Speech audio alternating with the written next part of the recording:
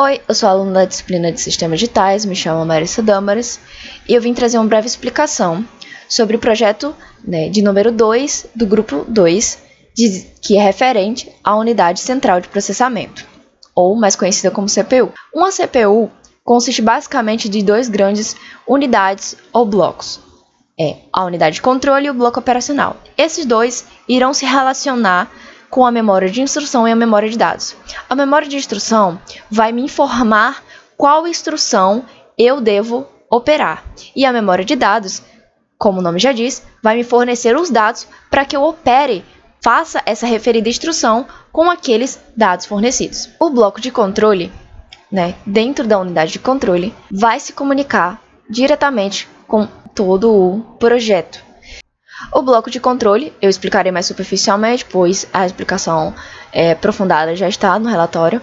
Apenas direi que o bloco de controle ele vai fazer três grandes etapas, três importantes etapas.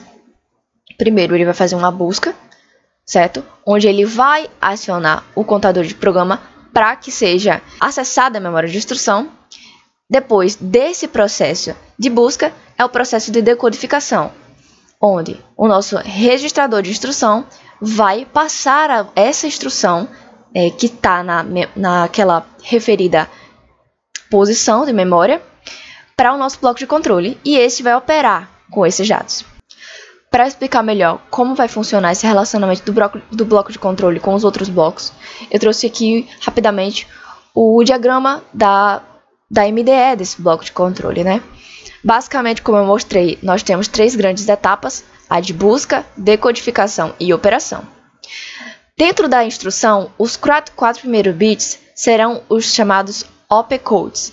Esses 4 bits serão responsáveis por informar meu bloco de controle, a minha MDE, qual operação eu irei realizar. Seja essa operação dentro do banco de registradores, com a memória de dados, ou se essa relação vai ser com a ULA, passando então para o banco de registradores.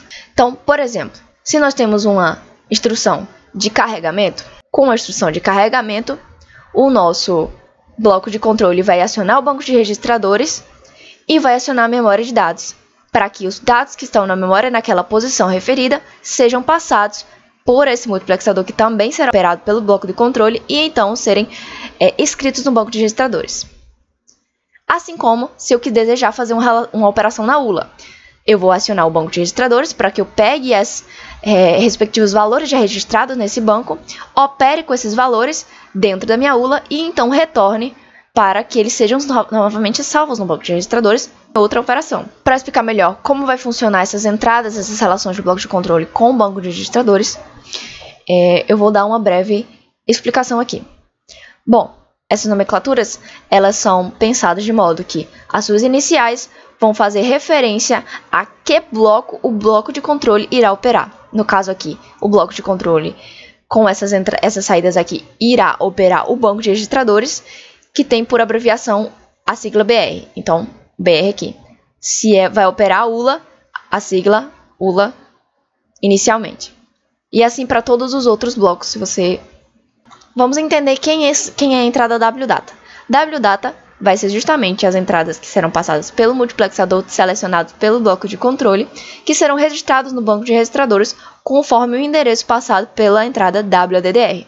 WWR vai informar o meu banco de registradores que eu quero fazer uma operação de escrita. Igualmente, para as saídas RP e RQData, terá o mesmo funcionamento. RQ e RD vão informar leitura, tanto do registrador Q quanto do registrador P, e ADDR e RP e ADDR vão informar o endereçamento desses registradores que eu quero passar esses valores para a saída, para então operar na ULA, por exemplo.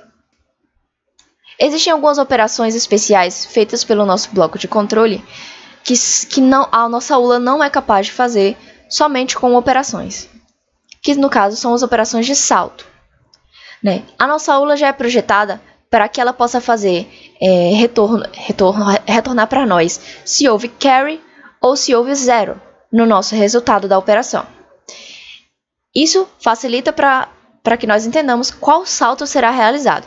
certo? Se eu desejei, se a minha instrução pediu um salto do tipo JNC, ele vai verificar se o meu carry de ULA aconteceu ou não. E dependendo da operação, ele vai realizar o salto em si e voltar para o estado de busca. Para realizar essa verificação, colocamos dois bloquinhos aqui que nada mais serão do que portas NO, que vão verificar se carry e 0 valem 0.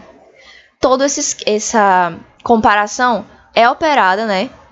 Essas saídas aqui são operadas pelo bloco de controle para realizar as seguintes operações de salto.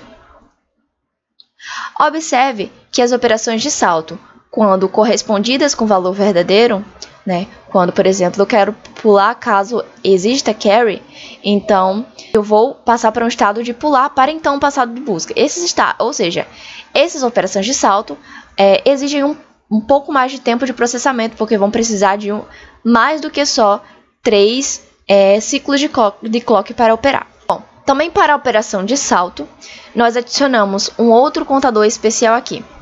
Este contador vai fazer a soma do valor do contador de programa com o offset. Esse offset é justamente esses bits de 7 a 0 que estão no registrador de instrução, com a contagem -1 por causa da operação de busca que já acrescentou uma contagem aí nessa operação e a gente não deseja ela para realizar o salto. Por fim, se você observar, nós temos 3 entradas referentes à ULA. Essas entradas aqui, operadas pelo bloco de controle, elas vão acontecer na seguinte situação. Eu escolhi uma operação, por exemplo, de subtração, né? Então, para informar minha ULA qual operação eu quero realizar, né, eu preciso fazer uma seleção nessa ULA. Essa seleção acontece por esses 3 bits. Existe uma tabela que vai referenciar todas as operações e esse conjunto de bits relacionados, né? Cada conjunto de bits vai fazer uma operação.